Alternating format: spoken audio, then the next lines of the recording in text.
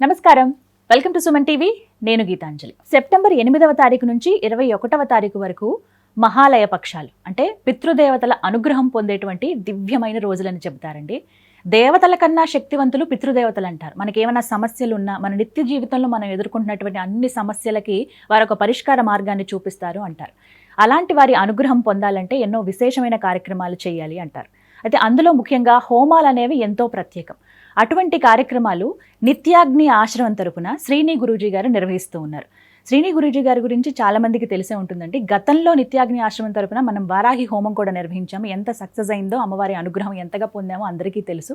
కేవలం ఇవే కాదు, ప్రతి ఏడు కూడా విశేషంగా కార్యక్రమాలు చేస్తూ ఉంటారు. మరి ఈ పితృపక్షాల్లో వారు చేస్తున్నటువంటి కార్యక్రమాలు ఏమిటి, ఎక్కడ చేస్తూ ఉన్నారు, ఎవరెవరు ఆ కార్యక్రమంలో పాల్గొనొచ్చు, వీటన్నిటి వివరాలు ఇప్పుడు గురుగారి మాటల్లో విని తెలుసుకుందాం. మనతో పాటు ఉన్నారు నిత్యాగ్ని ఆశ్రమ నిర్వాహకులు శ్రీని గురూజీ గారు. వారితో మాట్లాడదాం. గురుగారు నమస్కారం అండి. శ్రీ గురుచరణ కమలేప్య. గురుగారు, పితృదేవతల అనుగ్రహం లేకపోతే అసలు ఏం జరుగుతుందండి? ఎలాంటి ఫలితాలు ఉంటాయి? తెలుసుకోవచ్చా? వీరు ఇలా ఉన్నారంటే వీరికి పితృదేవతల అనుగ్రహం లేదు అని గుర్తించవచ్చా మనం? గుర్తించవచ్చు అండి. జన్మకుండల్లో మీరు ఎప్పుడైనా గమనించి ఉంటారు, చాలామందికి పితృదోషం ఉన్నదని, లేదు పితృశాపం ఉన్నదని, లేదు సర్పదోషాలు ఉన్నాయని మీరు వినుంటారు కదా. సర్పదోషం కూడా రిలేటెడ్ టు పితృదోషమే. అవునండి. ఈ పితృదోషాలే సర్పదోషాలుగా ఫామ్ అవుతాయి అన్నమాట. పితృదోషాలు స్పెసిఫిక్గా ఉంటాయి, మళ్ళీ దానికి అడిషనల్గా సర్పదోషాలుగా ఫామ్ అవుతాయి. ఇప్పుడు మన జన్మకుండలలో తెలుస్తుందండి. పితృదోషాలు సర్పదోషాలు తెలుస్తాయి. సహజంగా వారికి వివాహంలో ఇష్యూస్ ఉంటాయి, లేట్ మ్యారేజెస్ ఉంటాయి, లేదు వివాహం తర్వాత ఇబ్బందులు ఉంటాయి, ప్రత్యేకించి సంతానానికి సంబంధించినటువంటి చాలా ఇబ్బందులు ఉంటాయి, లేదు వ్యాపారం చేసుకునే వాళ్ళకి ఆ వ్యాపారంలో ముందుకు ఎంత కష్టపడినా కానీ ముందుకు వెళ్ళలేకపోవటం, అన్నీ బాటిల్ నెక్స్ అనమాట, అవరోధాలుగా ఉంటాయి అన్నమాట. శాస్త్రం ఏం చెప్పిందంటే, మీకు ఎంతైనా పుణ్యం ఉండొచ్చు, మీరు చేసుకున్నటువంటి పుణ్యం, ఆ పుణ్యం యొక్క ఫలాన్ని అనుభవించాలి అని అంటే ఖచ్చితంగా పితృదేవతల యొక్క అనుగ్రహం ఉండాలి. సపోజ్ మీకు 1 కోటి రూపాయలు రావాలని ఉందనుకోండి, దేవత కూడా మీకు అనుగ్రహించింది ఇవ్వటానికి. ఆ దేవత అనుగ్రహించి ఇవ్వటానికి ముందు పితృదేవతల్ని ఒక్కసారి అడిగి తెలుసుకొని ఇతనికి ఇవ్వచ్చా ఇవ్వకూడదా అని కన్ఫర్మ్ చేసుకుంటారు. అదేదో మనం అంటాం కదా, దేవుడు కరుణించిన పూజారి కరుణించడు అని. అంటే పితృదేవతల ఇంపార్టెన్స్ ఆ విధంగా చెప్పబడింది శాస్త్రాల్లో. పితృదేవతల్ని విస్మరించకూడదనమాట. దేవతలను విస్మరించినా కానీ ఇబ్బంది లేదు, కానీ పితృదేవతలను అయితే ఖచ్చితంగా విస్మరించకూడదు. గురుగారు, మరి ఈ పితృదేవతలను పూజించుకునే విధానం కానీ, లేకపోతే ముఖ్యమైన రోజులు కానీ ప్రత్యేకించి ఇలా అంటూ ఉంటాయా? ఎప్పుడెప్పుడు వారిని ఆరాధించాలండి? వాస్తవానికి ప్రతిరోజు పితృయజ్ఞం చేయాలమ్మా. పంచమహాయజ్ఞాల్లో పితృయజ్ఞం ప్రతిరోజు చేయాలి. అలా చేయలేనప్పుడు అమావాస్య తిథి రోజైనా వారి గురించి మనం స్మరణ చేయాలి. తిలతర్పణం కానీ ఇంకా వారికి సంబంధించిన ఏదైనా చేయొచ్చు అనమాట. లేదు వ్యతిపాత యోగం అని వస్తుంది, ఆ రోజైనా చేయొచ్చు. లేదు గ్రహణ సమయాల్లో చేయొచ్చు. లేదు ఇవన్నీ మనం చేయలేకపోయాం అనుకున్నాం అనుకోండి, ఖచ్చితంగా చేయాల్సినటువంటి సమయం అయితే పితృపక్షాలు. పితృపక్షాలు మర్చిపోకూడదు అనమాట. పితృపక్షాలు ఖచ్చితంగా ఆచరించాలి. ఆ పితృపక్షాల్లో కూడా నేను మిస్ అయిపోయానండి, తెలియలేదంటే పితృ అమావాస్య లాస్ట్ రోజు, అది మాత్రం మర్చిపోకుండా ఖచ్చితంగా ఆచరించాలి. ఇదొకటి గుర్తుపెట్టుకోవాలి అందరూ. కుదిరితే ప్రతిరోజు, ఒకవేళ చేయగలుగుతున్నారు వాస్తవానికి ప్రతిరోజు చెయ్యాలి. ఒకవేళ అవ్వలేదనుకుంటే ప్రతి నెల వచ్చే అమావాస్యకి చేసుకోవచ్చు. వీటికి సమయాలు అంటూ ఏమన్నా ఉంటాయండి? ఈ సమయానికే చేయాలి, ఉదయమా సాయంత్రం? మధ్యాహ్నం పూట మంచిదని శాస్త్రం చెప్పబడింది. మా పితృదేవతలకి మధ్యాహ్నం పూట మంచిదని. నేను ఒకటి కూడా విన్నాను గురుగారు, ప్రతి అమావాస్యకి పితృదేవతలు వచ్చి గుమ్మం ముందు నిలబడతారు, అందుకే మధ్యాహ్నం పూట వారికి పూజ చేయాలి, కనీసం పిండ ప్రదానం కానీ తర్పణం కానీ ఏమైనా వదలాలి అని అంటారు. పిండ ప్రదానం కానీ తర్పణాలు కానీ, వారి పేరు మీద రజతం అంటే ఇష్టం అనమాట పితృదేవతలకి. రజతానికి సంబంధించినటువంటి వస్తువులు దానం చేయటం కానీ, అన్నదానం చేయటం కానీ, తిలా హోమాలు చేయటం కానీ ఇలాంటివి చేసుకుంటారనమాట. ఏదో ఒక రూపంలో పితృదేవతని తృప్తిపరచాలి. వారు మనకి ఇమీడియట్ దేవతలు అన్నమాట.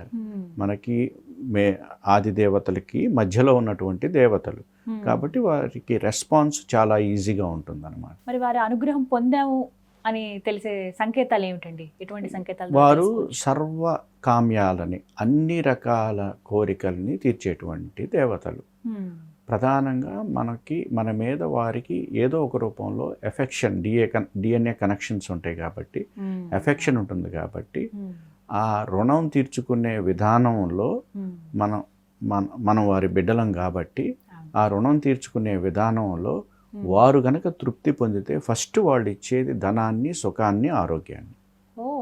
మ్మ్. ఇది శాస్త్రమే చెప్పింది. చెప్పండి. ధనం, సుఖం, ఆరోగ్యం, ఇంకా అంతకన్నా మనిషి జీవితానికి అవునండి. ఇంకేం కావాలండి? నమస్సదాసుతోషాయ సుఖాయ సుఖదాయ చ అనేది ఒక బ్రహ్మ రాసినటువంటి స్తవనంలో ఉంటుందన్నమాట. సుఖాన్ని ఇస్తారు వాళ్ళు. రుచి ప్రజాపతి రాసినటువంటి స్తవనంలో అయితే ఆరోగ్య ప్రదాత అని కూడా రాసిందనమాట. సర్వ కామ్యాలను, అన్ని కోరికలను వీరు తీరుస్తారని కూడా చెప్పబడింది. దేవతల కంటే వెరీ పవర్ఫుల్ అండ్ ఇమ్మీడియట్గా మనకి అనుగ్రహాన్ని ప్రసాదించేవారని చెప్పబడింది అనమాట. కాబట్టి పితృదేవతల్ని విస్మరించకూడదు, వారికి సంబంధించినటువంటి ఏ విధానాలను, విధులను కానీ. అందుకే ఇందాక మీరు చెప్పినట్టుగా కుదిరితే ప్రతిరోజు, కుదరని పక్షంలో అమావాస్యకి, అది కుదరకపోతే ఈ మహాలయ పక్షాలు 15 రోజులు. ఇప్పుడు మనకి సెప్టెంబర్ 8 నుంచి 21వ తారీఖు వరకు రాబోతున్నాయి. ఇక అది కుదరకపోతే చివరి రోజైన మహాలయ అమావాస్యకైనా సరే. గురుగారు, పితృదేవతలకు సంబంధించి కొన్ని సందేహాలండి. నిత్యం ప్రేక్షకులు అడిగేవి ఇవి. అందులో ముఖ్యమైనది, గతించిన వారి ఫోటోలు, వారి రూపాలు కానీ ఇంట్లో పెట్టుకోవచ్చా? అసలు ఇంట్లో పెట్టుకోవాలనుకుంటే కనుక ఏ గదిలో మంచిది, అలాగే ఏ దిశలో వారి ఫొటోస్ ఉంచితే మంచిది అంటారు? ఖచ్చితంగా గతించిన వారి ఫోటోలు ఇంట్లో పెట్టుకోవాలమ్మా. పెట్టుకోవాలి. ఆ నెక్స్ట్ జనరేషన్స్కి పిల్లలందరూ చూపించాలి. వీరు మా నాన్నగారు, మా తాతగారు, మా ముత్తాతగారు అని ఖచ్చితంగా నెక్స్ట్ తరాల వాళ్ళకు కూడా మన పూర్వతరాల వారి గురించి చెప్పాలన్నమాట. సహజంగా దక్షిణ ముఖంలో పెట్టుకుంటారు, దక్షిణ గోడకి పెట్టుకుంటారన్నమాట. పితృదేవతల ఫోటోలు లేకుండా ఇల్లు ఉండకూడదు. ఖచ్చితంగా ఉండాలి. మరి ఏ గదిలోనండి ప్రముఖంగా? అంటే ఎంట్రన్స్, ఇప్పుడు హాల్, ఎక్కడైనా పెట్టుకోవచ్చమ్మా, పర్వాలేదు, ఎక్కడైనా పెట్టుకోవచ్చు. దక్షిణ ముఖాన ఉంటే మంచిదని. ఏ గదిలోనైనా ఉండొచ్చు అని అంటున్నారు. ముఖ్యమైన సందేహం ఏంటంటే, చాలా మంది ఇళ్లలో నేను కూడా గమనించాను, దేవతలతో పాటు ఇప్పుడు దీపారాధన చేస్తూ ఉంటారు ప్రతినిత్యం. ఒక మండపం లాగా ఏర్పాటు చేసుకుంటారు, దేవుడి గది అని ప్రత్యేకంగా ఉంటుంది. ఆ దేవుడి గదిలో కూడా గతించిన వారి ఫోటోలు పెట్టి దేవతలను ఆరాధించినట్టుగానే వారిని కూడా ఆరాధిస్తూ ఉంటారు. పువ్వులు పెట్టడం, లేకపోతే ఏదన్నా నివేదన చేసిన వారికి కూడా నివేదన చేయడం, అగరబత్తి, హారతి ఇవ్వటము, ఇవన్నీ కూడా చూస్తూ ఉంటాం. అలా దేవుడి పటాలతో పాటుగా గతించిన వారి పటాలు కూడా ఉంచొచ్చా? ప్రత్యేకించి ఉండకూడదు అని ఏమి లేదమ్మా. కాకపోతే ఇక్కడ ఏంటంటే, గతించిన వారి ఫోటో అక్కడ ఉన్నప్పుడు మనం ఎమోషనల్గా కనెక్ట్ అవుతాం వాళ్ళతోటి. వారి గురించి మనం గుర్తు చేసుకోవటం, వారితో గతంలో జరిగినటువంటి అనుభవాలను గుర్తు చేసుకొని ఎమోషనల్గా ఫీల్ అయ్యి, పూజ గదిలో మనం ఏమి చేయాలనుకుంటున్నామో అది చేయలేకపోతాం అన్నమాట. దేవత కంటే ఎక్కువ ప్రిఫరెన్స్ ఈ ఫోటో అట్రాక్ట్ చేస్తుంది అనమాట. ఎందుకంటే మనకి వారితో ఎక్స్పీరియన్సెస్ ఉంటాయి కదా, అనుభవాలు ఉంటాయి కదా, అవి గుర్తు చేసుకోవటంలోనే మనము నిమగ్నం అవుతాం అన్నమాట. అలా పెట్టుకోవాలి అని అనుకుంటే దివ్య పితృదేవతలైనటువంటి మూర్తి రూపాల్లో ఉన్నటువంటి 4 పితృదేవతల ఫోటోలు పెట్టుకోవచ్చు అనమాట. వారు కూడా దేవతలే కాబట్టి పితృదేవతల ఫోటోలు పెట్టుకోవచ్చు. కానీ మన ఇమ్మీడియట్ రిలేషన్, ఇప్పుడు మా అమ్మగారు లేరు, మా అమ్మగారి ఫోటో లక్ష్మీదేవి ఫోటో పక్కన పెట్టుకున్నాను అనుకోండి, నాకు లక్ష్మీదేవి కంటే మా అమ్మగారే బాగా కనెక్ట్ అవుతారనమాట. సో ఆ కనెక్టివిటీ ఉండకూడదు. వారు గతించిపోయి ఉన్నారు కాబట్టి వారి గురించి నేను స్మరించుకోవాలి, అంతేగాని ఆ ఎమోషనల్ కనెక్టివిటీ ఉండకూడదు అనమాట. అలాగే అంటే ప్రత్యేకంగా వారిని మాత్రం ప్రత్యేకించి పెట్టుకొని వారికి నమస్కారం చేసుకోవటం, అదేవిధంగా మన పిల్లలకి చూపించుకోవటం, వీరు మా అమ్మగారు అని నేను చెప్పుకున్నప్పుడు వాళ్ళు ఫీల్ అవటం. రేపొద్దున ప్రతి ఒక్కళ్ళ పరిస్థితి అదే కదా, ఆ విధంగా వారు కూడా ఆ సంస్కారాన్ని నెక్స్ట్ జనరేషన్స్కి తీసుకువెళ్తారు. కొందరు ఇళ్లలో చూస్తాం కదండి, ఎంత గొప్పగా తరతరాల ఫొటోస్ అలా ఉంటాయి. అవునండి, తాతగారండి, ముత్తాతగారు ఇలా ఉండి పాత ఫోటోలు అసలు అవి అయినా సరే చాలా భద్రపరిచి ఖచ్చితంగా ఉండాలి. ఖచ్చితంగా అలా ఉండాలి. మన నూతన గృహం కట్టుకున్నాము అంటే ఖచ్చితంగా పితృదేవతలకు సంబంధించిన ఫోటోలు అయితే మాత్రం ఉండాల్సిందే. అలాగే కొంతమంది గురుగారు ప్రతిరోజు అండి ఉదయం ఇప్పుడు కాఫీ ఏదైనా చేసుకుంటే కాఫీ పెడుతూ ఉంటారు వారికి, భోజనం కానీ టిఫిన్ కానీ ఏదైనా సరే నిత్యం వీరు ఏవైతే ఆహారం తీసుకుంటారో పానీయం కానీ ఏదైనా అది వారికి సమర్పిస్తూ ఉంటారు ప్రతిరోజు అది ఫోటో దగ్గర పెట్టడం. ఆ విధంగా పితృదేవతను గుర్తు చేసుకోవటమే కదా, అవును, అది మంచిదే, తప్పేం కాదు. మంచిదే అలా చేయటం అనేది. మంచి అలవాటు అది. ఆ విధంగా పితృదేవతలను స్మరిస్తారు. పితృదేవతలు ఏం చెప్పారు అని అంటే, మీ రిలేషన్స్ ఎవరైతే గతించి ఉన్నారో వారి రూపాన్ని మీరు తలుచుకొని మీరు చేసేటువంటి కర్మల్లో మమ్మల్ని తృప్తిపరుస్తున్నారు, ఆ విధంగా మేము కూడా తృప్తి పడుతున్నామని చెప్తారు. కాబట్టి ఖచ్చితంగా ఈ ఎనర్జీస్ అక్కడ స్టోర్ అవుతాయి అన్నమాట. కాబట్టి ఖచ్చితంగా చేయొచ్చు. అదే కాకుండా ప్రతిరోజు వారు తినేటువంటి ఆహారంలో మొదటి ముద్ద తీసి పక్కన పెట్టడం, కాకికి తీసుకువెళ్ళి పెట్టేవాళ్ళు ఎక్కువ మంది ఉంటారు. మొదటి ముద్ద తీసి పెడుతుంటారు, అలా కూడా స్మరించుకోవచ్చు. ఇప్పుడు మొదటి ముద్ద తీసి పెడతారు, నాన్ననో ఎవరో తలుచుకుని పెడతాం. ఆ ముద్దను ప్రత్యేకంగా ఏం చేయాలి? చాలా మంది ఇప్పుడు కాకులకు పెట్టే అవకాశం లేదండి, సిటీస్లో అసలు స్కోప్ లేదు. మరి ఏం చేయాలి ఆ ముద్దని?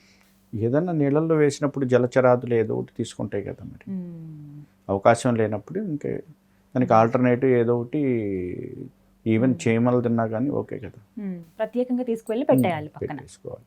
విన్నారు కదండి, నిత్యాగ్ని ఆశ్రమం తరపున కాశీలో సెప్టెంబర్ 8వ తారీఖు నుంచి ప్రారంభిస్తాయంటే భాద్రపద పౌర్ణమి అయిన తర్వాత వచ్చేటువంటి పాడ్యం ఏదైతే ఉందో అప్పటి నుంచి 21వ తారీఖు మహాలయ అమావాస్య, ఈ పక్షం రోజులు ఏవైతే ఉన్నాయో ఇవన్నీ కూడా పితృదేవతలు భూమి మీదకి వచ్చి ఉండేటువంటి సమయం అని చెప్తారు. వారి అనుగ్రహం పొందాలంటే మనం చేసేటువంటి దివ్యమైన కార్యక్రమాలు అవి ఎంతో విశేషంగా ఉండాలి. అటువంటిది కాశీ లాంటి మహాక్షేత్రంలో నిత్యాగ్ని ఆశ్రమం తరపున తిలాహోమం నిర్వహిస్తున్నారు. చాలామందికి సమయం ఉండదు మన ఇళ్ళ దగ్గర చేసుకోవడానికి కావచ్చు. గురుగారు చెప్పినట్లుగా ప్రతిరోజు అసలు మనం పితృదేవతల అనుగ్రహం పొందడానికి వివిధ పూజలు అవి చేసుకోవాలంటారు. కానీ మనలో చాలామంది కుదరని పక్షంలో సంవత్సరంలో ఈ 15 రోజులైనా వారి కోసం అంటూ మనం కొన్ని కార్యక్రమాలు చేయాలి. కాబట్టి తిలాహోమం ఎంతో శ్రేష్టం అంటారు. అటువంటి తిలాహోమాన్ని మీరు జరిపించుకోవాలనుకుంటున్నాం అంటే కనుక స్క్రీన్ మీద నేను మీకు నెంబర్ ఇస్తాను. అలాగే nityagni.com ఈ వెబ్సైట్ ద్వారా కూడా మీరు అని సంప్రదించవచ్చు. మీకు ఒక షీట్ అనేది ఇవ్వడం జరుగుతుంది, అంటే ఒక ఫామ్ లాగా ఇస్తారనమాట. అందులో గతించిన వారి పేర్లు మీరు అక్కడ రాయొచ్చు. అలాగే పేరు, గోత్రాలు కూడా, మీ పేరు, మీ కుటుంబ సభ్యుల పేరు, గోత్రం అనేది ఉండాలి. అలాగే గతించిన వారి పేర్లు కూడా తల్లి తరపు నుంచి అలాగే తండ్రి తరపు నుంచి ఎవరికైతే చేయించాలనుకుంటున్నారో అవన్నీ పేర్లు మీరు రాయండి. మీకు ఈ 15 రోజుల పాటు వారి పేరు మీద తిలాహోమం అనేది నిర్వహిస్తున్నారు. సుమారుగా రోజుకి 100 రూపాయలు కూడా ఖర్చు అంటే అర్థం చేసుకోవచ్చు. ఒక 1500, 1600 మధ్యలోనే మీకు ఖర్చు అయ్యే అవకాశం ఉంటుంది. సాధారణంగా మనం బయటికి వెళ్తే ఎక్కడైనా ఒక సినిమాకో లేకపోతే ఎక్కడికైనా వెళ్తే మనం గడిపే ఖర్చు ఇది ఒక 2000 వరకు అవుతుంది. అంతకన్నా తక్కువే అనే చెప్పుకోవాలి. రోజుకు ఒక 100 రూపాయలు కూడా ఖర్చు అవ్వదంటే అర్థం చేసుకోండి. అలాగే ఇంకా విశేషంగా కేవలం తిలాహోమమే కాదు, అక్కడ ఉండేటువంటి వేద విద్యార్థులు కావచ్చు, సాధువులు కానీ అలాగే వేద పండితులు కానీ వీరికి ద్వాదశి రోజున అన్నదానం కావచ్చు, వస్త్రదానం కానీ వారికి దక్షిణ కూడా ఇవ్వడం జరుగుతుందండి. మన చేతులతో మనం ఇలాంటివి కొన్ని చేయలేకపోతాం, కానీ మన తరపున మన పేరు మీద ఇలా విశేషంగా అక్కడ ఈ కార్యక్రమం అయితే జరుగుతుంది. నిత్యాగ్ని ఆశ్రమం శ్రీని గురూజీ గారి ఆధ్వర్యంలో అనమాట. గతంలో మీరు చూసే ఉంటారు వారాహి హోమం ఎంత విశేషంగా జరిగిందో. చాలామంది సంతృప్తి చెందారు, అమ్మవారి అనుగ్రహానికి కూడా పాత్రులయ్యారు. ఇక పితృదేవతల అనుగ్రహం పొందుదాం అనుకున్న వాళ్ళు కాశీలో జరుగుతున్నటువంటి ఈ మహా తిలా హోమంలో మీరందరూ కూడా పాల్గొనండి. పాల్గొనదలిచిన వారికి వెబ్సైట్ డీటెయిల్స్ అలాగే నెంబర్ కూడా ఇవ్వడం జరుగుతుంది, సంప్రదించండి. నమస్కారం.